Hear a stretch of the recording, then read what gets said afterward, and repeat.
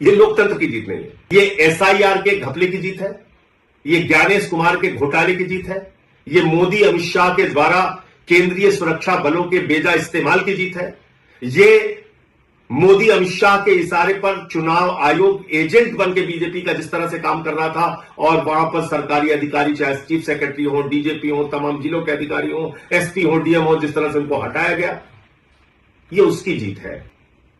आज टीएमसी की हार हो गई, ममता बनर्जी की हार हो गई और लोकतंत्र की जीत हो गई, ऐसा नहीं है।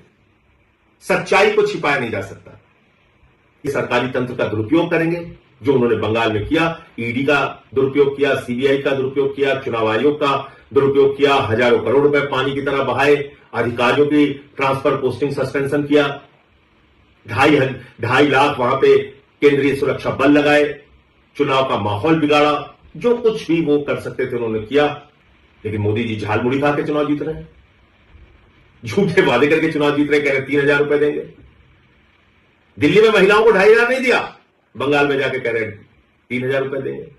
उनकी नफरत की राजनीति पर अगर आपको गुस्सा नहीं आता, अगर 993 रुपए सिलेंडर का दाम बढ़ जाता है, उस पर गुस्सा नहीं आता, चुनाव ठीक खत्म होता है उसके तुरंत बाद। और हम लोग कह रहे थे कि निश्चित रूप से गैस के दाम बढ़ेंगे, 261 रुपए 5 किलो के सिलेंडर का दाम बढ़ गया, पेट्रोल डीजल के भी दाम बढ़ेंगे।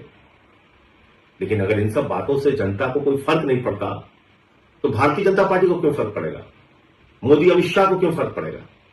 वो तो अपना ये लूट तंत्र का खेल चलाएंगे और जैसे चाहेंगे देश में महंगाई बढ़ाएंगे, जैसे चाहेंगे पूंजीपतियों को बढ़ावा देंगे, जैसे चाहेंगे। और बंगाल में बीजेपी आज चुनाव जीत गई।